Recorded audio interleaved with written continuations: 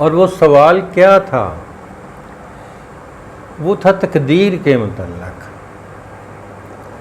کہ جب سب کچھ لکھا جا چکا ہے، اللہ تعالیٰ نے یہ فرمایا کہ ہر چیز کو لوح محفوظ پر لکھ دیا گیا ہے، اور یہ اللہ تعالیٰ نے طے کر دیا ہے کہ فلاں شخص فلاں اس نے یہ کام کرنا ہے۔ تو جب یہ پہلے سے ہی اللہ تعالیٰ نے طے کر دیا ہے، تو پھر یہ حساب کتاب اللہ تعالیٰ نے کیوں لینا ہے؟ السلام علیکم بابا جی۔ وعلیکم السلام ورحمۃ اللہ وبرکاتہ۔ بابا جی، یہ فرما دیں کہ ہمارے جو بچے یونیورسٹیز اور کالجز میں جو پڑھتے ہیں، ان کے لیے جو کچھ اچھا ہے اس کے بارے میں آپ ذرا فرما دیں۔ شکریہ۔ یہ دور حاضر کی کہ بہت ضروری ہے، اور خود شناسی کے اس چینل سے اور اپنی شناخت اور اپنی آپ سے آگاہی کے لیے بھی یہ بہت اہم لیکچر ہے۔ تو آغاز کرتے ہیں۔ اعوذ باللہ من الشیطان الرجیم، بسم اللہ الرحمن الرحیم، الصلاۃ والسلام علی رسولہ الکریم، اما بعد، اعوذ باللہ من الشیطان الرجیم۔ ان اللہ و ملائکتہ یصلون علی النبی یا ایہا الذین آمنوا صلوا علیہ وسلموا تسلیما، اللہم صلی علی سیدنا و مولانا محمد وعلی آل سیدنا و مولانا محمد و صحاب سیدنا و مولانا محمد و بارک وسلم علیہ، الصلاۃ والسلام علیکہ یا سیدی یا رسول اللہ، الصلاۃ والسلام علیکہ یا سیدی یا حبیب اللہ، وعلی آلک و صحابک یا سیدی یا خاتم النبیین۔ اے میرے مالک، تو بادشاہ، تو شہنشاہ، تو قادر مطلق، تو جو چاہتا ہے وہ ہوتا ہے۔ تو چاہے گا تو ہم بیان کر سکیں گے، اگر تو نہ چاہے تو ہم بول بھی نہیں سکتے، سانس بھی نہیں لے سکتے۔ جو کچھ بھی ہو رہا ہے اس کائنات میں، وہ فقط اور فقط تیری اجازت سے ہو رہا ہے، تیری منشا سے ہو رہا ہے، تیرے کرم سے ہو رہا ہے، تیری عنایت سے ہو رہا ہے، اور ہم ہر لمحہ ہر گھڑی تیرے محتاج ہیں۔ تو کرم کرتا ہے تو ہمیں سانس آ رہی ہے، تیرا کرم نہ ہو، تو نہ چاہے تو یہ ہماری سانس رک جائے گی اور یہ سلسلہ ختم ہو جائے گا زندگی کا۔ تو اللہ تعالیٰ کی اس فضل و کرم سے اور اس کی عنایت سے یہ لیکچر دیا جا رہا ہے۔ تو اس میں میں یہاں سے ہی آغاز کرنا چاہتا ہوں کہ جب ہمارے نوجوان طالب علم کالج میں جاتے ہیں یا یونیورسٹی میں جاتے ہیں، تو وہاں ایک نیا ماحول ہوتا ہے۔ تو بہت سے پروفیسر بھی کچھ ایسے سوال چھوڑ جاتے ہیں، جیسے کہ میری بیٹی جب ایم اے انگلش میں وہ یونیورسٹی میں گئی تو پہلے ہی دن انگلش والے پروفیسر نے ایک سوال ان سے کر دیا کہ بھی سب بچوں، یہ میرا ایک سوال ہے، اس کا جواب آپ نے لے کے آنا ہے۔ اور وہ سوال کیا تھا؟ وہ تھا تقدیر کے متعلق، کہ جب سب کچھ لکھا جا چکا ہے، اللہ تعالیٰ نے یہ فرمایا کہ ہر چیز کو لوح محفوظ پر لکھ دیا گیا ہے، اور یہ اللہ تعالیٰ نے طے کر دیا ہے کہ فلاں شخص فلاں اس نے یہ کام کرنا ہے، تو جب یہ پہلے سے ہی اللہ تعالیٰ نے طے کر دیا ہے تو پھر یہ حساب کتاب اللہ تعالیٰ نے کیوں لینا ہے؟ اس کی کیا لاجک ہے کہ پھر اس ہمارا حساب بھی ہونا ہے؟ تو ہم تو مجبور ہیں۔ تو وہ بیٹی نے آ کے یہ میرے سے سوال کیا اور وہ کچھ پریشان بھی تھی کہ پاپا جی بات تو صحیح ہے کہ جب پہلے سے لکھا جا چکا ہے تو پھر یہ اللہ تعالیٰ نے پھر حساب کتاب کیوں لینا ہے؟ تو اللہ تعالیٰ نے خاص مہربانی فرمائی اور میں نے اسے جو جواب بتایا وہ آپ کی نظر کرتا ہوں۔ میں نے کہا کہ بیٹا پہلی تو بات یہ ہے کہ ہر کسی کا حساب نہیں ہونا۔ حضور نبی کریم رؤوف الرحیم صلی اللہ علیہ وآلہ وسلم نے فرمایا کہ میری امت کے اتنے لوگ بغیر حساب کے جنت میں جائیں گے کہ بنی کلب کی بکریوں کے بالوں کے برابر میری امت جو ہے وہ بغیر حساب کے جنت میں داخل ہوگی۔ اب یہاں ایک سوال اگلا نکل آتا ہے کہ بھئی کس کا حساب ہونا ہے اور کس کا نہیں ہونا ہے؟ تو اس کے لیے میں عرض یہ کرتا ہوں کہ جو شخص اپنی ذات کے اندر قید ہے، جو اپنی ذات کا غلام ہے، اس کا حساب ہونا ہے۔ اور جس شخص نے اپنی ذات سے آزادی حاصل کر لی ہے اس کا حساب نہیں ہونا۔ یہاں تھوڑی سی وضاحت میں کرتا چلوں کہ اپنی ذات سے آزادی کا اگر ہم ایک جملے میں مفہوم بیان کریں تو وہ یہ ہے کہ جس کو اللہ چاہے وہ اپنی ذات سے بے نیاز ہو گیا اور اس نے اپنے آپ کو دوسروں کے لیے وقف کر دیا، کہ اپنی ذات کے لیے وہ کچھ نہ کر سکا۔ یہ ایک وجدانی کیفیت ہے ہر شخص کے اندر کہ اس کے اندر سے آواز آتی ہے اور وہ خود اس آواز پر لبیک کہتا ہے اور وہ یہ اپنے لیے ایک بہت بڑی یعنی گراوٹ کی بات سمجھتا ہے کہ میں اپنے لیے کچھ کروں۔ تو جب یہ صورتحال اس کے اندر پیدا ہوتی ہے تو پھر وہ دوسروں کے لیے جینا پسند کرتا ہے۔ اگر وہ پڑھ بھی رہا ہے تو وہ یہ سمجھتا ہے کہ میں دوسروں کے لیے بہتر طور پر خدمت کروں، میں اپنے اندر اب قابلیت پیدا کر کے میں دوسروں کی زیادہ خدمت کر سکتا ہوں۔ اس کا یہ مقصد نہیں ہوتا کہ میں نے خود کو عروج دینا ہے، میں نے بہت اچھی پوسٹ لینی ہے، میں نے نہیں، اس کا مقصد صرف یہ ہوتا ہے کہ میں خود کو بہتر بنا کے دوسروں کے لیے بہتر طریقے سے کام کر سکتا ہوں۔ تو جو بندے کا مقصد یہ بن چکا ہے وہ اپنی ذات سے آزاد ہو چکا ہے۔ تو اب بات اس سے بھی آگے ایک بنتی ہے کہ وہ کون سی قوت ہے جو اپنے آپ سے بے نیاز کرتی ہے ہمیں اور اپنی ذات سے آزاد کرتی ہے ہمیں۔ تو اس کے لیے ہمیں پھر اس قوت سے آشنائی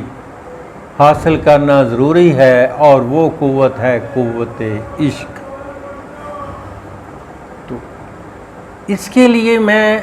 حکیم الامت علامہ محمد اقبال کی اس نظم کا حوالہ ضرور دینا چاہتا ہوں، جس میں ایک گلہری اور پہاڑ کے درمیان جو مکالمہ ہوتا ہے وہ علامہ صاحب فرما رہے ہیں کہ گلہری پہاڑ سے کہتی ہے کہ تو کیا ہے، تو نہ ہل سکتا ہے نہ حرکت کر سکتا ہے، میں دیکھو 1 منٹ میں اوپر جاتی ہوں، 1 منٹ میں واپس آتی ہوں، جدھر دل کرتا ہے ادھر دوڑ کے چلی جاتی ہوں، ہاں جی، تو میری کیا؟ تو پہاڑ آگے سے کہتا ہے کہ تو چلی بھی جاتی ہے تو کیا کرتی ہے،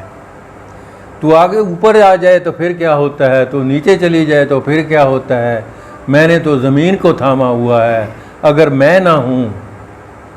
تو یہ زمین جو ہے یہ تھر تھرانے لگ جائے اور اس کو سکون حاصل نہ ہو۔ اب علامہ صاحب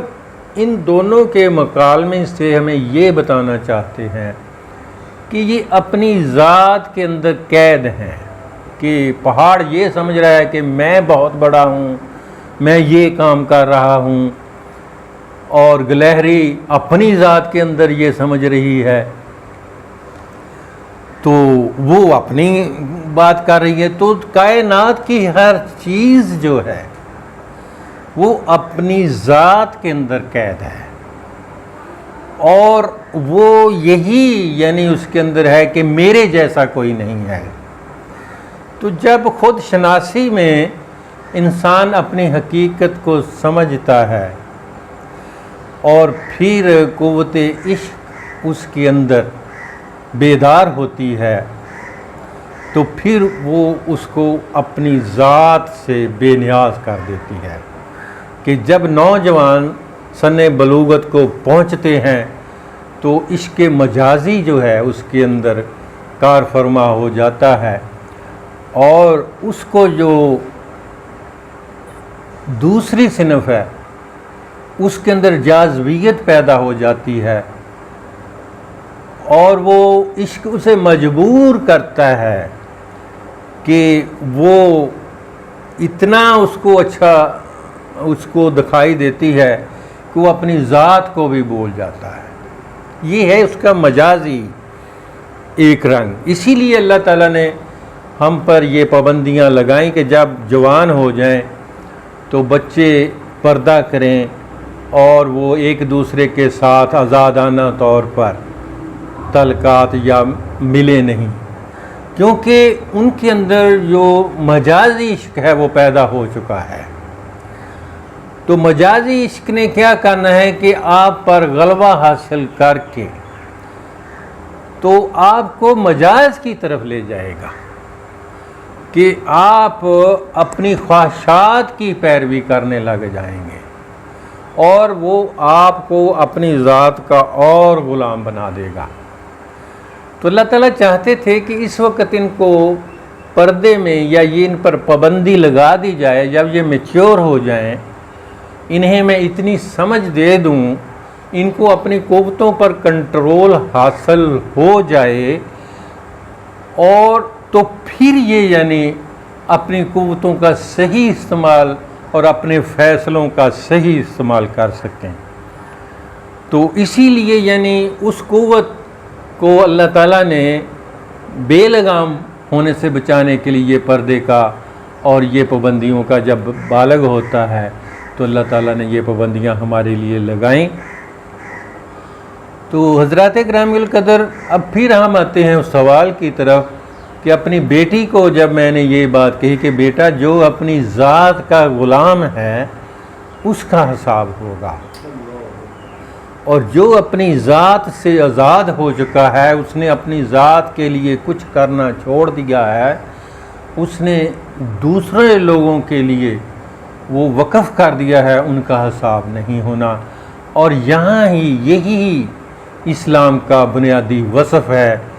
کہ جس انسان کے اندر دوسروں کے لیے آسانی پیدا کرنا، دوسروں کے مسائل کو حل کرنا، دوسروں کے لیے پرابلم پیدا نہ کرنا، وہ ڈومینیٹ ہو جائے تو وہ اسلام کا پیغمبر بن جاتا ہے، وہ سلامتی والا ہوتا ہے۔ جو دوسروں کے لیے سلامتی پیدا کرتا ہے اس کو ہم اسلام کا داعی سمجھیں گے، اور وہ اس قوت عشق سے ہی ممکن ہوتا ہے کہ وہ سیکھ چکا ہوتا ہے کہ اس جو مزاج اس کا ہے وہ کیا ہے کہ ہماری خواہش ہے، ہم اپنی خواہش کے غلام بن جاتے ہیں، اور جب اس کا حقیقی اللہ تعالیٰ نے تو پھر ہم حقیقت کی دنیا میں دوسروں کے کام آنا سیکھ جاتے ہیں۔ تو حضرات گرامی القدر، میں نے اپنی بیٹی کو یہی کہا کہ آپ نے یہ جواب دینا ہے کہ جو لوگ اپنی ذات کے اندر قید رہیں گے ان کا حساب ہوگا، اور جو دوسروں کی خدمت میں لگ گئے اور اپنی ذات سے آزاد ہو گئے ان کا حساب نہیں ہوگا۔ اس لیے ہمیں کوشش کرنی چاہیے کہ ہم اپنی ذات سے آزادی حاصل کریں تاکہ ہمارا حساب اور کتاب نہ ہو۔ اور اس نے کلاس میں جا کے جب یہ جواب سنایا تو آپ یقین کریں نہ پروفیسر نے کوئی بات کی اور سب کی اللہ تعالیٰ نے تشفی کر دی اور سارے سیٹسفائی ہو گئے۔ اب میں دور حاضر کو جو اس کا انالیسس کرتے ہوئے ایک بات کرنا چاہتا ہوں۔ پیارے اسٹوڈنٹ، پیارے طالب علموں، آج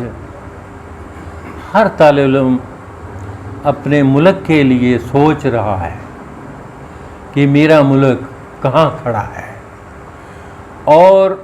اگر ہم دیکھیں تو ہر طرف مایوسی کا اظہار کیا جا رہا ہے، ہر طرف مائنس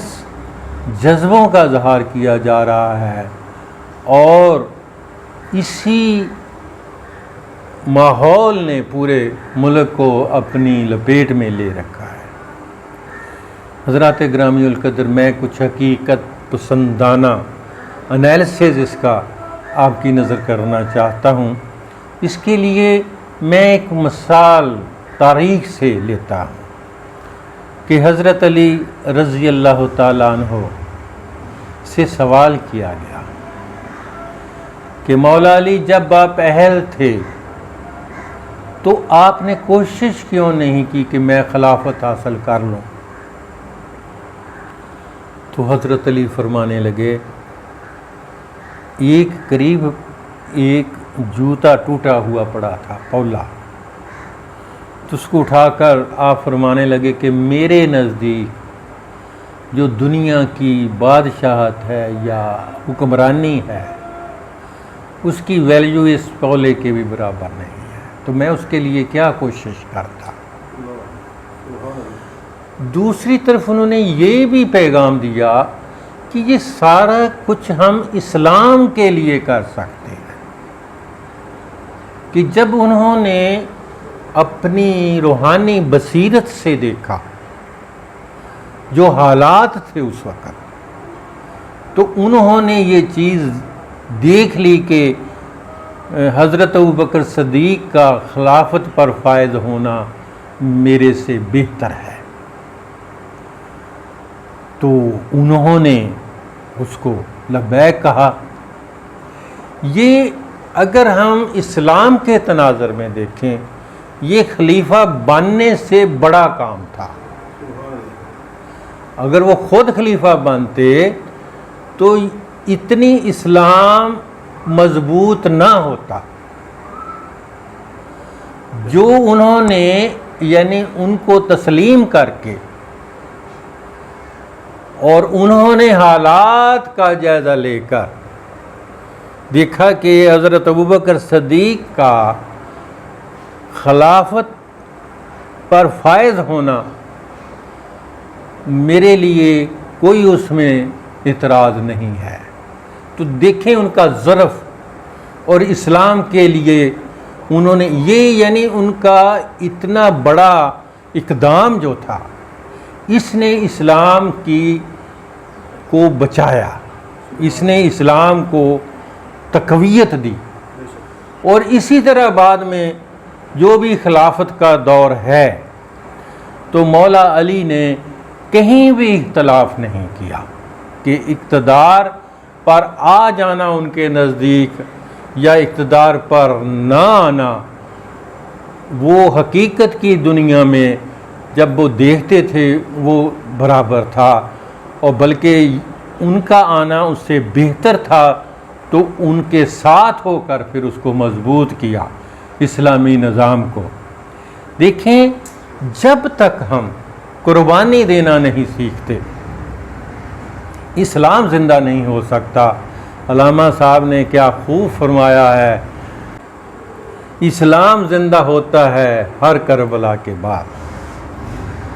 کہ جو اسلام ہے نا اس کی زندگی اس میں ہے کہ ہم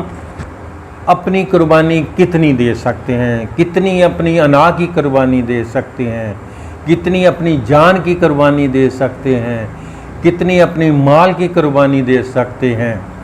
تو اسلام کو قائم رکھنے کے لیے ہمیں اپنا کچھ نہ کچھ قربان کرنا پڑے گا، اور اسلام کو قائم رکھنا جو ہے یہ اللہ اور اللہ کے رسول کی منشا ہے۔ تو جو اگر انسان اسلام کے قریب ہے اور اس نے اسلام کو اپنایا ہوا ہے، وہ اتنا ہی اللہ کے قریب ہے اور اللہ کے رسول کے قریب ہے۔ اب اگر ہم اس تناظر میں دیکھیں کہ آج بہت سے میرے دوست ڈاکٹر عاقل صاحب بھی اس کرب میں مبتلا کہ جی پاکستان کہاں کھڑا ہے، تو میرے ذہن میں یہ بات اللہ تعالیٰ نے ڈالی اور میں نے ان سے شیئر کی۔ میں نے کہا دیکھیں کہ چلو امریکہ نے تو ترقی کر لی، پاکستان نہیں کر سکا، برطانیہ نے ترقی کر لی، پاکستان نہیں کر سکا۔ اب ہم انالیسس کرتے ہیں کہ انہوں نے ترقی کے بعد کیا حاصل کیا، کہ جبر سے اپنی اس طاقت سے کہ غریب ملکوں کو اپنا غلام تو وہ بنا لیا انہوں نے، لیکن اپنی قوم کو انہوں نے کیا دیا ہے؟ اگر ہم دیکھیں تو اپنی قوم کو انہوں نے اسلام سے دور کیا ہے، کہ وہاں رشتوں کو توڑ دیا، وہاں فیملی سسٹم کو توڑ کے رکھ دیا ان کی ترقی نے، اور وہاں معاشرت کو توڑ کے رکھ دیا، کہ ہر انسان کو انہوں نے تنہا کر دیا ہے، کہ کوئی فیملی سسٹم نہیں ہے، کوئی معاشرت نہیں ہے، ہر بندہ ایک مشین کی طرح کام کر رہا ہے، اور اس کو اپنی دنیا کے علاوہ کسی کی اور خبر نہیں ہے۔ تو اس سے ہوا کیا ہے کہ وہ لوگ اپنی ذات کے اور زیادہ غلام ہو گئے، وہ ایک دوسرے کے ساتھ احسار کرنا بھول گئے، وہ رشتے نبھانا بھول گئے، وہ حیا کو بھول گئے، ان کے اندر خباثت پیدا ہو گئی، اور انہوں نے طرح طرح کی وہ جو تھی غیر انسانی فعلوں کو ترویج دینا شروع کر دیا۔ یہ اس ترقی کا نتیجہ ہے کہ اس نے انسان کو تنہا کر دیا ہے، اس نے رشتے توڑ دیے ہیں۔ اس کا مطلب یہ ہے کہ انسان مجبور ہے وہاں کہ وہ خود اپنے لیے ہی جی رہا ہے، دوسروں کے لیے نہیں جی رہا۔ جب اس کا مقصد ہی اپنے آپ کو بچانا ہو گیا اور اپنا ہی اس کی ذات اس کا محور بن گئی،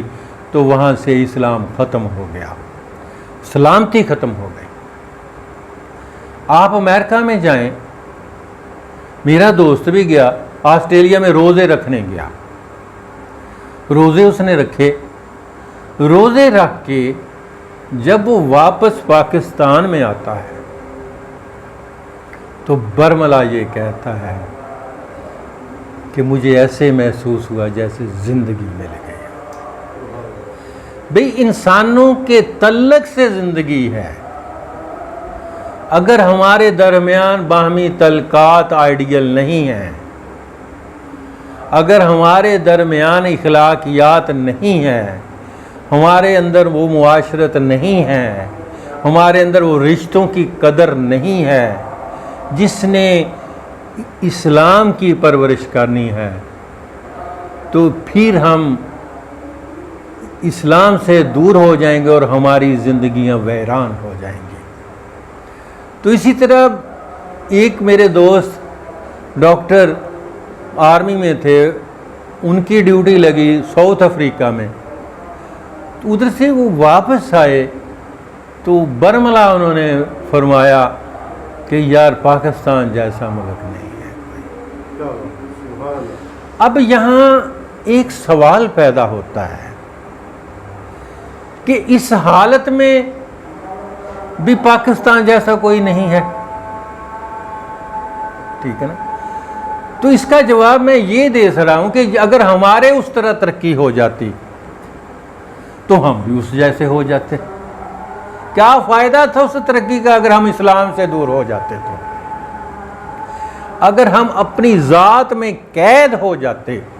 تو اللہ تعالیٰ نے کمال مہربانی کی کہ ہمیں ترقی نہیں کرنے دی۔ اللہ تعالیٰ نے اسلام کو بچایا ہے، ہمیں ترقی کا راستہ روک کے اس ترقی کا جو انسان کو اپنی ذات کے اندر قید کرتی ہے۔ تو میرے نوجوان دوستو، آپ اس پر فخر کریں، اس پر فخر کریں کہ ہمیں ایسی معاشرت اللہ تعالیٰ نے جو پاکستان میں ہے، جو رشتوں کی قدر پاکستان میں ہے، جو اسلام کی قدر پاکستان میں ہے، وہ کہیں اور نہیں ہے، اور اس کی چاشنی سے ہماری جو روحیں ہیں وہ سیراب ہو رہی ہیں، ہمیں زندگی مل رہی ہے۔ اسلام ایک حقیقت ہے جس کو چھوڑا نہیں جا سکتا۔